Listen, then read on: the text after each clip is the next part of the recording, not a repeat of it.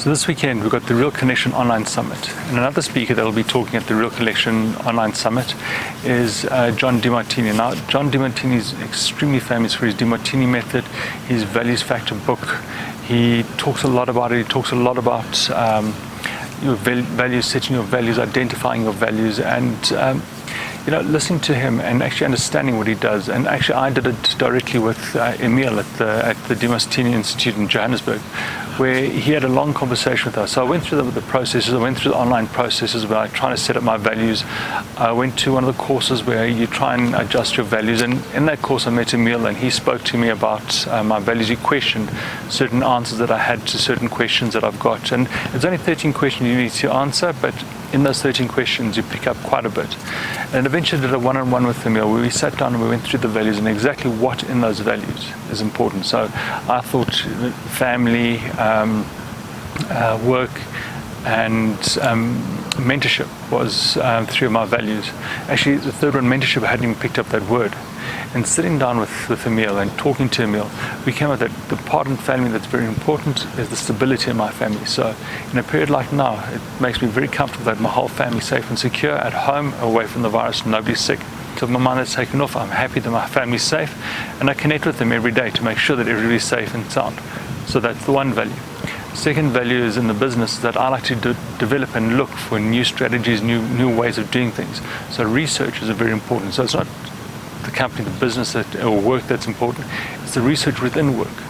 And within that, if I find that, I can do the other things around my work that actually makes me more beneficial, makes my life more successful.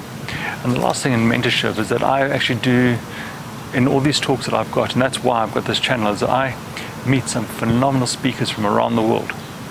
I talk to them, what connection do I have with these guys?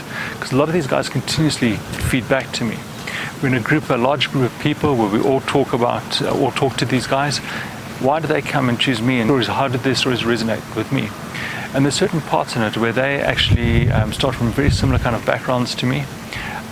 They've struggled, different kind of struggles. We've all got different kinds of struggles, and how we've got to the next level, how we managed to take other people and assist other people and not having those mistakes, or starting off in a bad way and actually building up to something bigger and greater. And everybody's goal is different. So like I've done in a couple of interviews beforehand and a couple of interviews that I'm going to do in the future, where there are people that are not worth hundreds of millions, or people that are happy to be just at home, school teachers that want to run businesses, they're still extremely successful. And why they're successful is because they have started a certain beginning. They've worked exceptionally hard. And some of the people that I actually deal with starting like 20 meters, 30 meters before the 100-meter start line. These people start in a different stadium and still have to catch up and move ahead of us.